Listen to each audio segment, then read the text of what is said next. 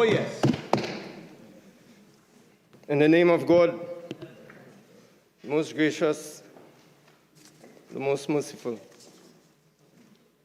Mr. President, I will not be long, I hope. But I have to respond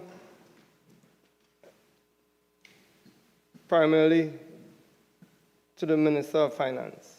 You know, it seems that he felt that less would be more today. When his less, even if you cube it, was nothing. He came and he read out what was on his paper, not much detail, certainly not much hope, not realizing that numbers mean something. Numbers tell a story, especially whether it be a budget or a mid-year review. They tell a story. They're supposed to at least give us an account of what we did with the money, give us a vision, perhaps, going forward. But the numbers tell a story. You cannot come, Mr. President, and hope to limit the scope of debate so that nobody on the opposition gets a chance to forensically audit what you have done. Yes. Agreed. Yes. It certainly does not serve our democracy well. And I was surprised. I was surprised at the level of disorder in raising standing orders. I mean, we are Parliament, parley and all that, we all know, we hear that all the time. But it's our duty to account to the people of Trinidad and Tobago.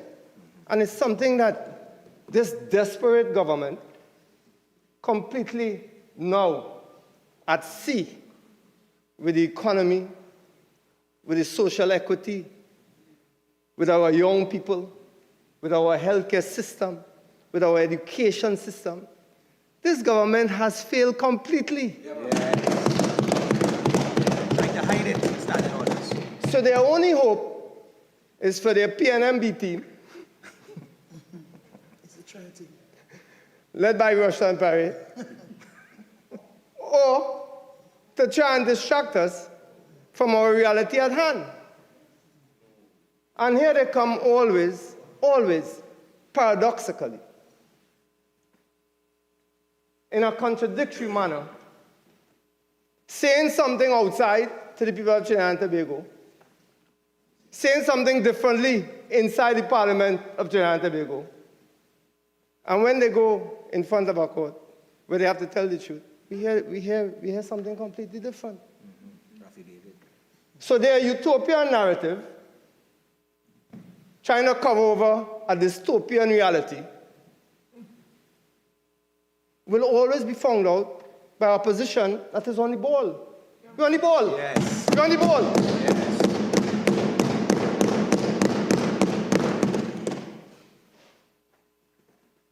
So I looked at one of the statements made by the Minister of Finance about how we have a free health care. I think Senator Richards is part of that committee as well. I'm part of that, a member of that committee as well. Well, this has to be the costliest, most expensive free health care in the world. And when they talk about free, this PNM government always talk about like they're giving us something. It's their money. They're doing us a favor. Free health care. When is our taxpayers' money paying for that? So when they have this mismanaged economy, mismanaged health care, where people can't find beds, where people cannot find equipment, we have 113, Mr. President, healthcare centers or support centers. 113. Most of them under-equipped. Some of them understaffed. And they come and put a big building, centralized in Port of Spain. where they just come and lump everybody administratively. That tells you what a visionless government this is. Why didn't they decentralize that? But this government is not about that, about efficiency, brought by decentralization, especially in the healthcare. This government is about big things, big events, not human resource, big buildings, big car parks. Remodel and refurbish Skinner Park and make it useless to everybody, except party and fet. I wouldn't even talk about Bali's house. I wouldn't even talk about that. Because that will make me very sad. Because it's unexplainable. But what I will talk about is how the Minister of Finance gave us a lecture about the appropriation process. But when he got lecture about the auditing process by the Auditor General, he threw a tantrum. Yeah. Point of order.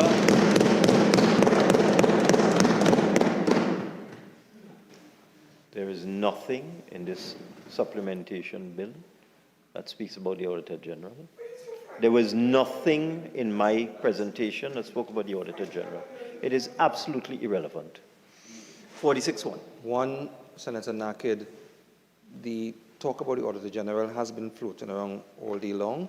So at this point, it's a little bit tedious. So I'll just ask you to keep going and don't repeat anything that has been said before. The point, Mr. President, wasn't so much about the Auditor General. It was more about how this Minister of Finance lectures us about processes when he himself doesn't follow processes that are determined by statute. Point But I move on, Mr. President. Point of order. Point of order. It's imputing improper motives. That is entirely untrue. Okay, no. We are a few hours in well.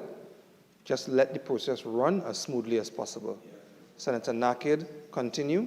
But like I said, move off that point. Guided, Mr. President. The Minister of Finance also spoke about how the UNC also had supplemental appropriations and all of that.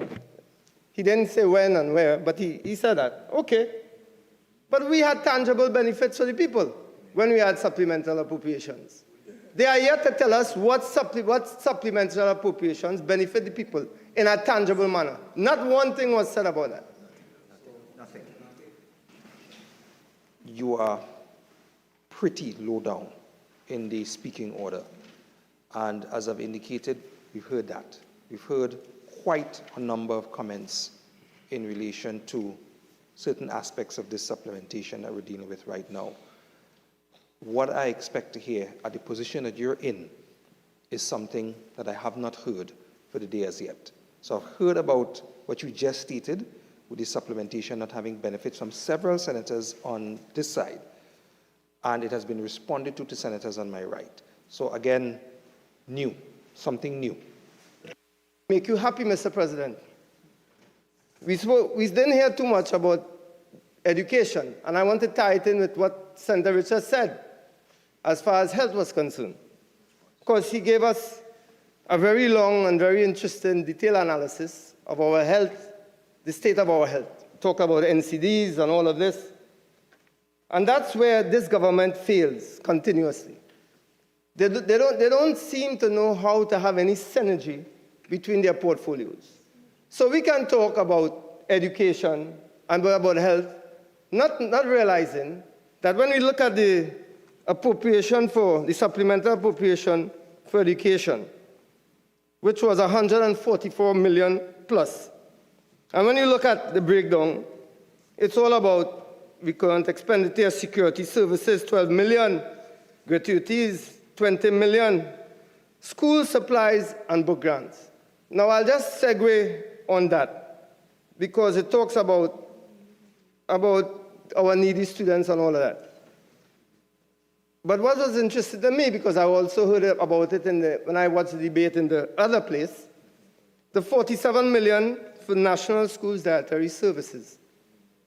And it says here, to enable the payment of salaries to the staff of the National Schools Dietary Services Limited, as well as to provide meals to students for the period June 2024 to September 2024. And I think the Minister of Finance in the other place was asked about that. Do we have school at that time? And we heard a story about how that would pay for the previous months. That makes no sense to me. I want an explanation more detailed than that is for previous months. To provide meals to students for the period June 2024 to September 2024, when students are not in school at that time. I want an explanation as to how that is possible. I think he said in the other place, which was very unsatisfactory, that was for the months previous. But it doesn't say that, or he doesn't go into detail. To provide meals to students for the period June 2024 to September 2024. Are we going to have students coming in on that program they tried that was so poorly attended, when they tried to bring students in to catch up among the 50% of students who fail in our education system? Is that related to that? Wow. I'm just asking the question, Mr. President. I don't think we heard that before in the debate. I hope I have satisfied you as far as that is concerned. I move on. Senator Richards talked about childhood obesity. Here again, we have a government who doesn't know how to approach education and health, making sure that we have preventative care. They have done nothing. When you look at Ministry of Education, I see nothing here where they will address the health problems that occur later on at the primary school level. We are still a very much school-based society, very much a faith-based society, where things revolve around the schools and the churches and the mosques and the mandils. They have done nothing to address that. They have given no special identification officer, talent identification, school monitors, nutritionists in primary schools, nothing. And I went to several schools, including my alma mater, Rosary Boys. I went to that school. They have nothing there. They have to employ their own. What they do, they put on events. They come with sport events and invite people and make a big papi show about it. But policy, directives, programs that are sustainable to ensure that we have a healthy population that doesn't burden or overwhelm the healthcare system later on, they have no answer to that. They have no idea how to address it, this government.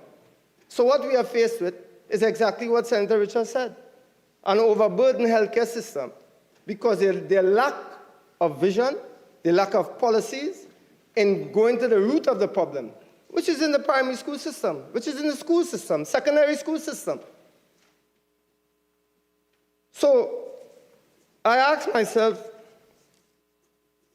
why this government, after 9 years, not 4 or 5, Mr. President, after 9 years, they come now running with all these events, wellness and walk and move TNT. It's all for them about election. That is all this government concerned with. How they can stay in power. Exactly. How they continue to just keep mismanaging the affairs of this country to their own benefit. There's not one portfolio that I can say has been successful in 9 years. Not one. They can say with confidence. They can say it with a lot of flowery rhetoric. They can come and talk about what we will see in 2027. They'll talk about what UNC did. Most of what they say, totally disconnected from the reality of what is going on. So it's no surprise to me, and this was reflective of what I am saying about this government, how disconnected they are with reality, of what they have done to this country. They have truly and unmeasurably destroyed our country, Mr. President. I think they themselves know that. I think they have not proffered anything to counter what I'm saying. And I will say it until proven otherwise. I mean, I listened to the Minister of, the Honorable Ron Sinanan, and the Minister of Works and Transport, yes. I mean, Mr. President, look where they have reached. He's trying to tell us that the economy is vibrant because people going about their daily lives, struggling to find some means of existence in a country riddled with crime. Nobody knows when they're going to get shot by the bus stop, by the taxi stand, by the parlor, by the bar. And he just, for him, that is a sign of progress, of economic activity. But let me tell you something. In our country, fighting up with a minimum wage that is virtually unlivable. A 4% increase that is untenable. A healthcare system unfathomable. Education system unintelligible. And a party that is severely dishonorable because they never talk about anything that makes sense.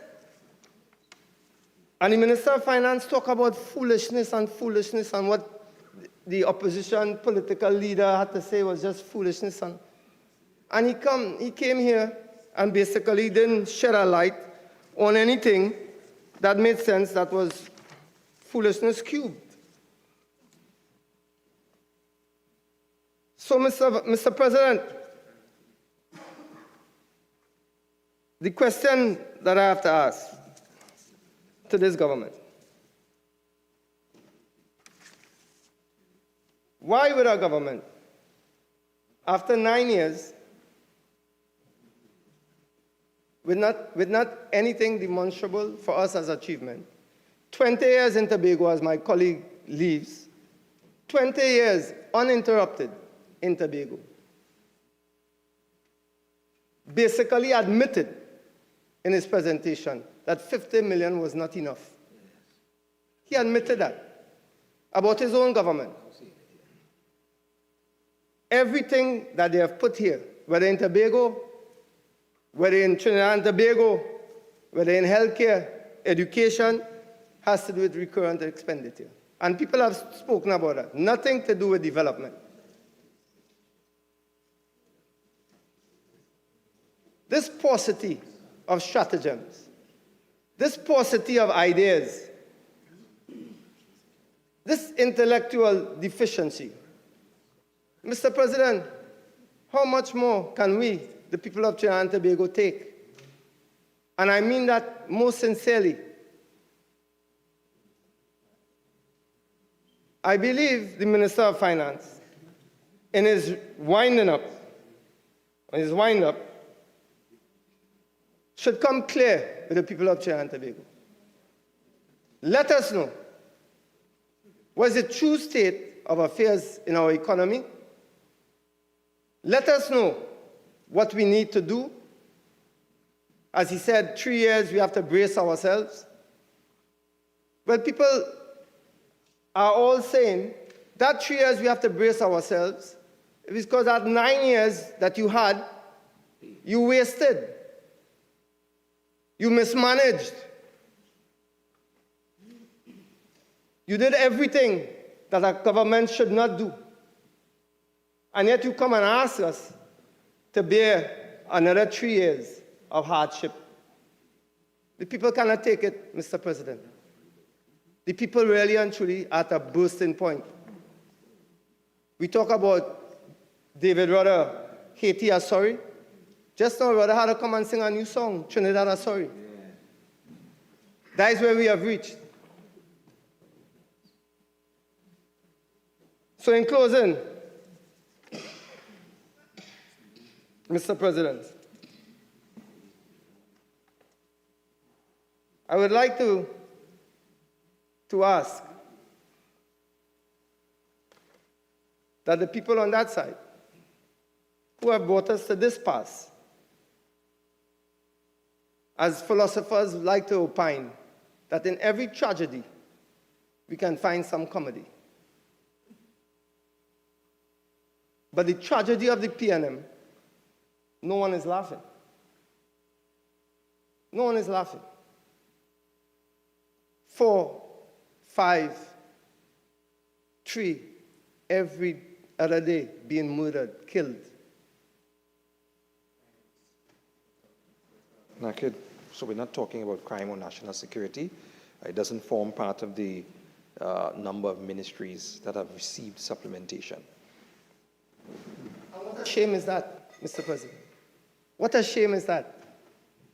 Thank you for making my point.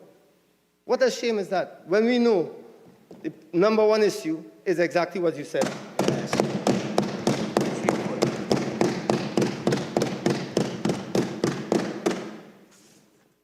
So I end as I began. The Minister of Finance, his contribution epitomized less is not more. And he has left us all wondering when we are going to see something substantive from this government to give us a little hope that we can move forward as a nation in security and safety, as the UNC no doubt will provide. And I thank you, Mr. President.